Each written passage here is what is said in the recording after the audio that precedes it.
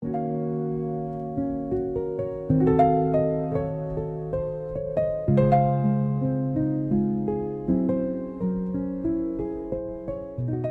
dia, boa tarde, boa noite, meus caros amigos e amigas que ouvem o Make Sellers Great Again.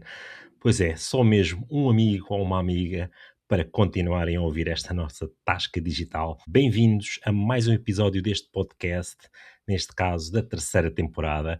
O meu nome é Simão Maria e estou aqui na companhia do caríssimo Afonso Lobato. Bom dia, boa tarde e boa noite, conforme a hora que nos ouçam, bem-vindos a mais um extraordinário programa, um excelente episódio aqui a caminho do final da terceira temporada, não é? Quem diria, mais uma vez, a completar e a quebrar recordes semana após semana, e para o festejar, nada melhor do que começarmos aqui com um tema sobre um dos grandes símbolos da cidade, se não, porque não, o maior símbolo da cidade, que teve direito até a uma homenagem aqui numa rotunda que alguns mesmos não consideram ser verdadeiramente uma rotunda.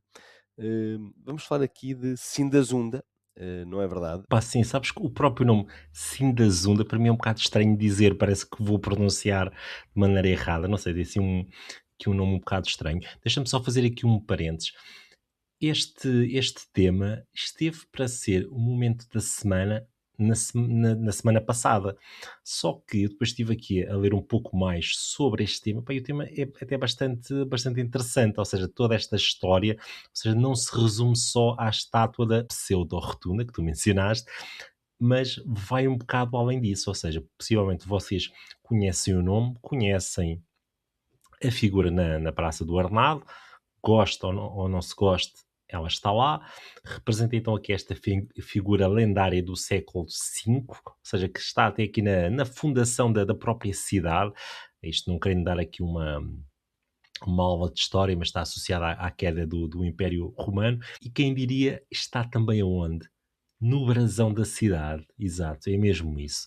Eu acho que a rotunda e quando foi inaugurada com a figura desta princesa, não é? Da Sindazunda, ela foi assim um bocado polémica por causa da própria figura da princesa, assim com uma saia em balão exageradamente grande, e depois todo o perfil da rotunda ao comprido, assim um bocado estranho, e foi algo polémico, mas eu acho, e continuo a achar, não só que foi merecido, uma homenagem bastante merecida, porque quer dizer, está no brasão da cidade, eh, portanto é um dos momentos fundadores da própria cidade, e porque deu a conhecer não só esse mito, como a princesa e toda a sua história, que eu acho de outra forma muita gente desconheceria. E portanto acho que isso até deu assim uma certa lição de história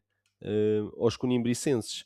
E acho que foi bom nesse sentido. Como tu dizias, e bem, é uma figura lendária do século V, do brasão da cidade, e a história é simples de contar, apesar de não tão conhecida como isso. Estamos aqui a falar, portanto, na altura das invasões bárbaras, não é? Como se chamava na nossa altura. Temos dois reis de dois povos diferentes, dos alanos e dos suevos. Do lado dos alanos, Atasses, e do lado dos suevos, o Hermenerico. Portanto, se tu falas aqui de nomes difíceis de pronunciar, epá, a Sindazunda não fica sozinha neste meio.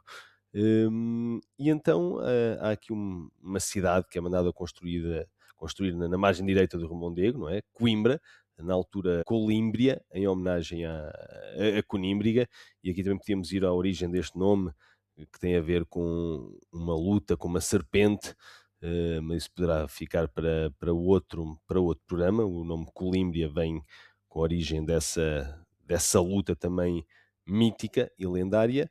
E então, Ataces, o rei dos alanos, funda essa cidade, hum, que é invadida, na verdade, e quase destruída, e com uma batalha bastante sangrenta, de tão violenta, que dizem que o rio Mondego ficou tingido de vermelho do sangue dessa batalha. Foi invadida então pelo rei dos suevos, Hermenerico. Isso foi Eh, mesmo, desculpa lá, isso foi mesmo em que episódio do Game of Thrones? Não É, percebi essa exato, tu parte. tu só pões estas histórias aqui no Make Celebrate Again porque é tudo aquilo que te recorda o Game of Thrones, e como não houve mais temporadas, tu assim vais somando assim uns pontos às temporadas que não houve mais do Game of Thrones, não é? Sim, vou fazendo aqui estes paralelismos, mas hás de reparar, é sempre bárbaro, é sempre pancadaria, é sempre sangue, é sempre coisas assim um bocado sui generis, é verdade. É, é um bocado mórbido. E então, após esta tentativa de tomar a cidade, que não foi bem sucedida, o próprio Hermenarico propôs a paz e ofereceu a mão da sua filha, Sindazunda. Hum, a Tasses, quando viu a princesa, apaixonou-se imediatamente, reza a lenda, portanto, amor à primeira vista, acabam por se casar, cria-se aqui uma aliança, há as bodas então entre a Tasses e Sindazunda, hum, e se formos ao brasão da cidade, supostamente é isso tudo que representa. Portanto, o brasão da cidade, a donzela coroada no centro é a própria Sindazunda. O cálice representará o casamento, portanto, a boda entre os dois, e o leão sendo o símbolo de Atazes, e o dragão ou serpente alada é o símbolo de Hermenerico. Ficou a Hum, faltar aqui só uma águia, mas pronto, fica para a próxima. é isso, que é para o triunvirato do futebol. Portanto, reza a lenda, não é?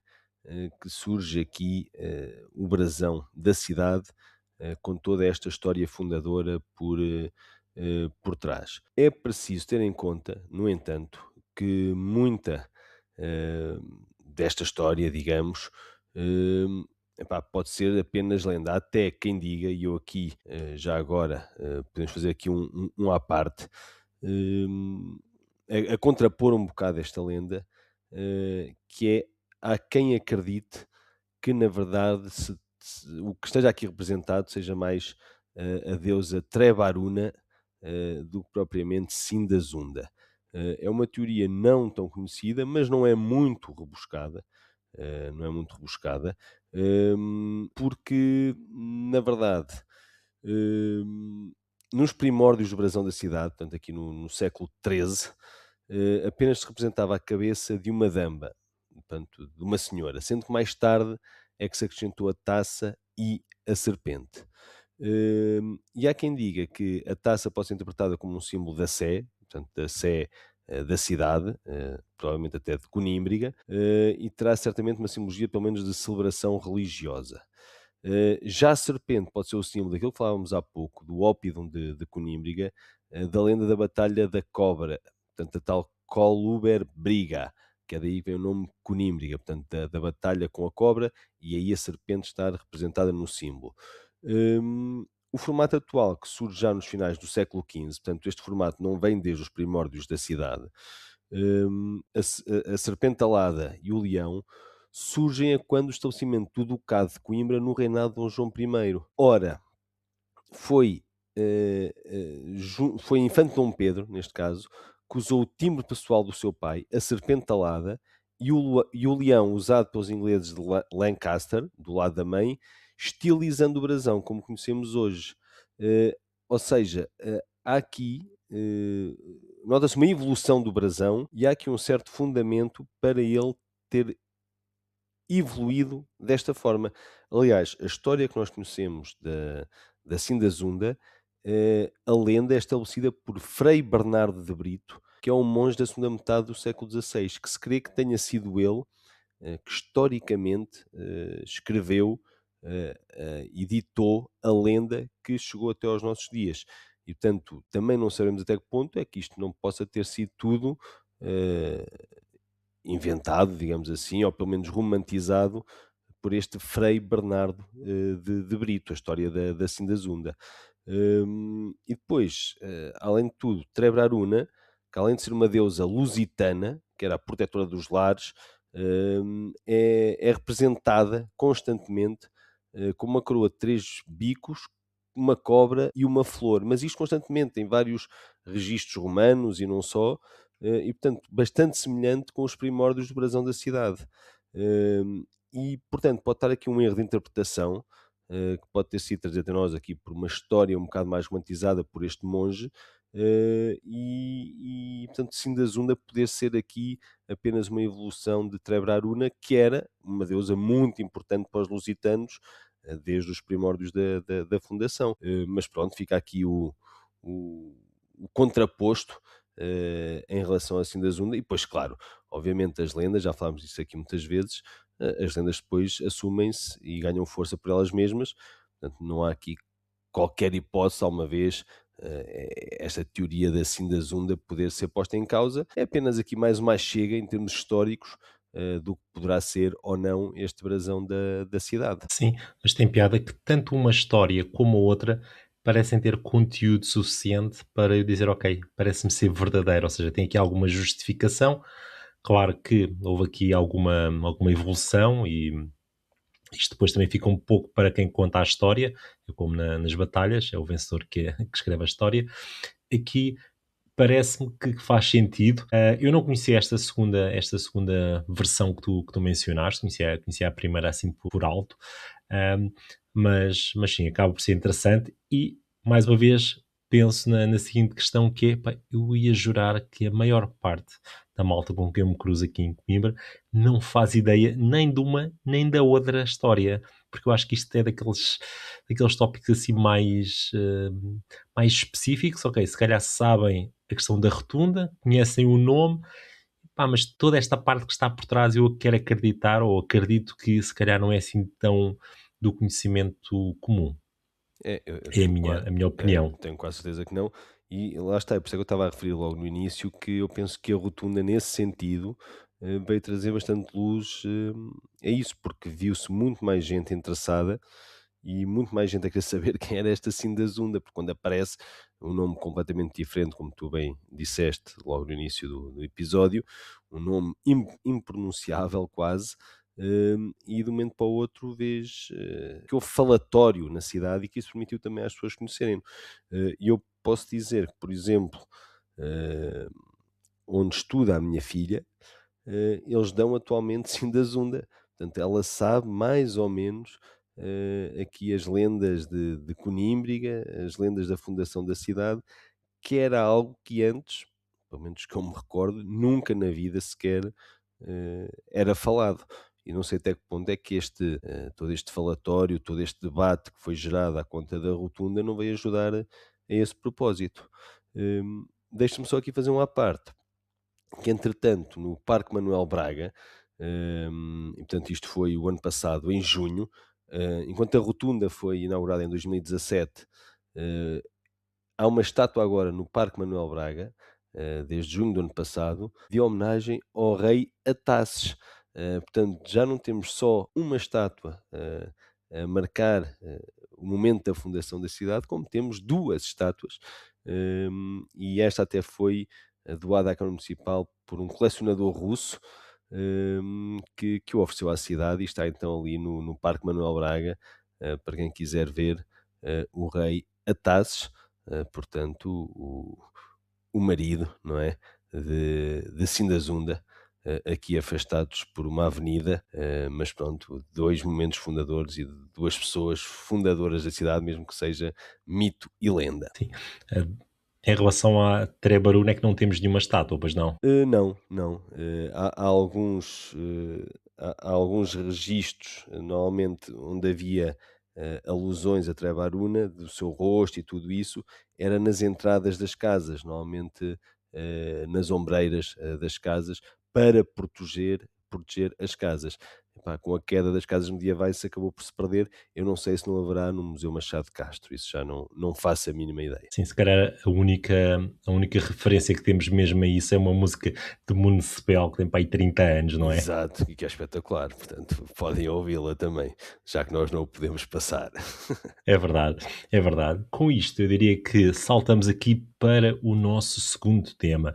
Depois desta lição de história, continuamos aqui na vertente de história. Neste caso, o tema que trazemos aqui hoje é o Pinhal de Marrocos. Sim, vamos aqui dar aqui um pequeno lamiré ao Pinhal de Marrocos, que também é daqueles nomes curiosos, não é? Quer dizer, Pinhal de Marrocos, estando nós, tudo bem, em termos geográficos, se formos a ver em relação à Europa e ao mundo, estamos mesmo aqui ao lado de Marrocos, mas se olharmos para Portugal continental, ainda estamos a meio caminho de Marrocos e, portanto, tão longe eh, desse país, porquê aqui na zona sul de Coimbra, uma zona chamada e apelidada por esse nome. Aquilo que é possível saber, há 2 teorias, lá está, quer dizer, isto depois perde-se um bocado tudo no tempo, mas aquela, que é mais consentânea, hum, é que 5 frades franciscanos italianos, que foram enviados para uma missão, de evangelização, eh, do cristianismo, a Marrocos, portanto, na altura a terra dos mouros, não é?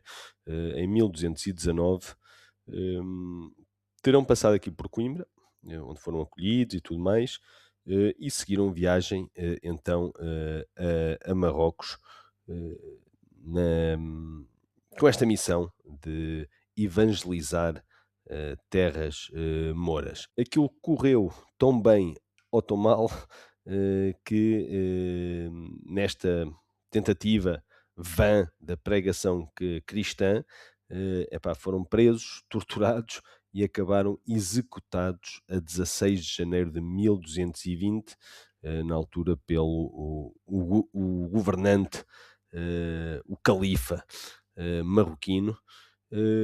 E depois, após a sua morte, as suas relíquias foram trazidas para Portugal, porque realmente quando eles por cá passaram, parece que deixaram, portanto, um certo cunho, da sua presença, foram bem recebidos, ficaram por cá algum tempo, e então foram trazidas as suas relíquias, para Portugal, e grande parte dessas relíquias foi inclusive depositada no Mosteiro de Santa Cruz, aqui em Coimbra. Portanto, ficou aqui um bocado o culto destes mártires, não é? Aqui em Portugal e, nomeadamente, em Coimbra. Tanto sendo franciscanos, foram aqui os primeiros mártires franciscanos. Engraçado que isto está aqui envolvido um bocado com a história que nós já aqui contámos também, de Santo António de dos Santo António, Olivais, pois, Santo António era o dos que eu ia Olivais, dizer. é isso, que é o mesmo Santo António de Lisboa, e o mesmo Santo António de Pádua, que é também Santo António dos Olivais e que foi também Fernando. Epá, quem quiser perceber um bocado mais desta intrincada história, é ir ver o nosso episódio, onde nós tratamos exatamente desta questão. E portanto, com esta influência destes franciscanos, ficou sua presença, digamos assim, nem que seja espiritual, na cidade, através dessas relíquias e do papel que eles tiveram quando da sua passagem. E então, aquilo que se pensa é, pá, temos que imaginar a cidade na altura, não é? Uma cidade muito mais pequena, estamos a falar do século XIII, não é que ela seja muito grande agora, mas pronto, uma cidade mais pequena, e que a saída, na verdade, para Marrocos, a saída a sul, era por aquela zona onde se encontra hoje o Pinhal de Marrocos. E, portanto, é de crer que na sua ida, na sua peregrinação para esta evangelização do povo moro, a saída se tenha dado ali pela zona sul, ou, ao contrário, as tais relíquias que já vieram depois de mortos de Marrocos tenham dado entrada por ali. Portanto, de uma ou outra forma, eh, foi ali pela parte sul que se deu, digamos, a passagem destes santos homens eh, que tiveram essa influência na cidade e que deixaram aqui a sua marca, e então ficar ali batizado aquele pinhal com o pinhal de Marrocos. Portanto, de quem vai para sul, de quem entra na cidade vindo de Marrocos, ou de quem sai da cidade indo para Marrocos. Crê-se que poderá ter esta, hum, esta parte lendária por trás, que dará origem àquela zona, que na altura, certamente, obviamente, seria um pinhal. Depois há outra, como é que eu ia dizer, outras teorias mais simplistas, que é tão simples como ali é Sul, portanto ali é Marrocos, e assim terá ficado Pinhal de Marrocos, única e exclusivamente devido à orientação a Sul, que tem aquela zona da cidade e aí desprovida deste cunho religioso da lenda. Mas pronto, seja como for, ambas têm esta simbologia eh, de estar virado àquele ponto cardinal, e esta, pronto, com toda esta simbologia religiosa por trás, e sabemos nós da influência também, lá está, de Santo António e da Igreja Santa Cruz e tudo mais, não é totalmente desprovido de sentido, podendo ser esta realmente a origem do nome daquele Pinhal de Marrocos. Sim, diria que até parece ser uma homenagem coerente, ou seja, tendo em consideração aqui o peso do Santo António aqui na cidade, parece-me ser então algo que uma teoria fiável, ou seja, acredito aqui nesta primeira teoria, a segunda que mencionaste, da parte mais em termos de orientação geográfica, ok, se calhar é um bocado mais no facilitismo, mas acredito que esta primeira me parece até bastante credível, para ser sincero, sim. Com isto, passamos aqui a passo largo para o nosso momento da semana.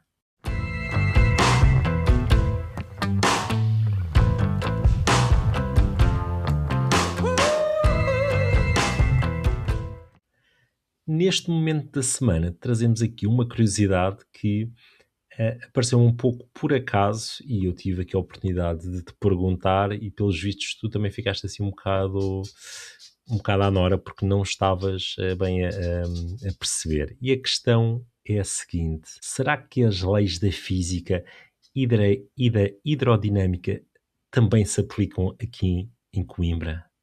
Isto soa a mito, soa a verdade, é o que vamos saber. Então, pelos vistos, há aqui uma teoria. Eu gosto das frases que começam pelos vistos, há uma teoria. Isto diz logo muito. Tem tudo para correr bem. E sim, sim. Mas há então a teoria que o rio Mondego corre em sentido contrário, ou pode correr em sentido contrário, quase a roçar aqui a parte dos milagres, a parte aqui do esotérico. Hum, a resposta é pode acontecer, ou seja, não é totalmente impossível, mas há então aqui um fenómeno que pode acontecer em Coimbra, que está associado às características do rio Mondego, aquilo que é conhecido como cunha salina, ou seja, isto não é mais do que uma camada de água salgada, que está no fundo do rio, que consegue fluir desde o oceano em direção à nascente, ou seja, algo que em teoria não devia acontecer, porque o caminho normal que nós aprendemos na escola é vir desde a nascente até a desaguar no rio, mas aqui, dado a característica deste rio, que é um rio que tem pouca profundidade, muito pouca profundidade e, acima de tudo, não tem muita inclinação, isto é possível de acontecer. Ainda mais estranho é isto acontecer a uma distância de quase, não sei, talvez 40 quilómetros da Foz, neste caso a Figueira da Foz. Ou seja, isto é possível de acontecer aqui. Desmistificando aqui um pouco, isto não acontece só no rio Mondego, pode também acontecer por exemplo, no Rio Tejo ou mesmo no Douro. Acontece é que lá é muito mais despercebido e é muito mais improvável, porque primeiro o Tejo tem um lençol muito maior, um lençol de água muito maior, e o Douro tem várias barragens que vão então bloqueando este tipo de movimento. Ou seja, é algo que é possível de acontecer, não é que esteja sempre a acontecer, mas dado aqui a baixa profundidade e também o facto destes fundos serem assim muito movíveis, ou seja, esta questão destes fundos de areia com as chuvas e estarem em constante movimento, faz com que isto seja então possível. Tu não sabias desta aqui, pois não, meu caro? Não, não fazia a mínima ideia, mas lá está, mais uma vez, uma bela metáfora para esta cidade, o rio que corre ao contrário, tal como a própria cidade, e portanto acho que faz todo o sentido, e pronto, e achei bastante engraçado, e vou começar a ficar atento a ver se vejo alguma vez este fenómeno com os meus próprios olhos, já que, segundo tu dizes, e aquilo que investigaste, é que ele é possível a ser visto, a A olho olho nu, nu, sim, exatamente. confere. E portanto, sim, vou estar atento e achei uma ótima metáfora da cidade. Pronto, sim senhora, estou satisfeito com este resultado, sem dúvida. Pá, muito bom, muito bom. Olha, com isto, passamos aqui então para as nossas recomendações da semana. Então, a primeira recomendação não podia deixar de ser Coimbra BD, agora neste fim de semana, 24 a 26 de Abril, no Convento de São Francisco. Ahm, já não é a primeira edição, já aconteceu no passado. Vamos ter lá ilustradores nacionais, internacionais, exposições, há muitos livros de BD à venda, atividades dedicadas, por exemplo, a jogos de tabuleiro, a cultura pop, cosplay, ou seja, há toda ali uma panóplia de eventos associados então aqui à banda desenhada e a dar aqui um bom uso então ao convento de São Francisco. Na segunda recomendação, não podia deixar de ser, tínhamos falado de comida, já estava aqui a passar um bocado Pois, exato, entre os, já. entre os pingos da chuva, Eu acho que a semana passada também mal falámos, porque quer dizer, então estamos pois, aqui a falhar com o nosso auditório, de forma, quer dizer, que não podemos deixar passar, não é? não. E neste caso trazemos aqui o Portugal Burger Cup, passou o nome, Adoro, o nome já me dá fome. adoro, adoro. Ou não? Portugal, oh não, pois é isso, exato. Eu tenho aqui uma ressalva a fazer, é o Portugal Burger Cup 2026, que vai acontecer na Praça da Canção. Eu não sei se tu já tiveste a oportunidade de ver o cartaz. Pá, o cartaz é tipo um hambúrguer de cor-de-rosa, pá, que aquilo tira logo a fome a qualquer pessoa. Exato. Pá, eu sei que pá, um gajo agora está curioso e está naquela onda de fazer tipo assim umas imagens com AI, pá, mas não, hambúrgueres cor-de-rosa do tamanho de prédios, pá, não sei se é bem por aí que eu vou, De mas 23 pronto. de abril a 3 de maio. Exato, é isso Isto deve mesmo. ser só aos fins de semana, não é? Quer dizer, Não, não, eu estive a ver, então é todos os dias, tirando a segunda-feira, todos os dias, e a ideia é eleger o melhor hambúrguer de Portugal, ou seja, a missão é essa, tu podes provar ok, vários hambúrgueres e depois fazes a tua votação, depois no final deve haver ali um vencedor da taça, por assim dizer. pronto. É isso, pronto, somos a capital dos festivais gastronómicos, francesinha, Burger Cup, está tudo bem. Sim, Assim, senhora. é isso. Muito bem, meu caro, por esta semana penso que é tudo, fica aqui um forte abraço e até para a semana. Até para a semana e muito obrigado.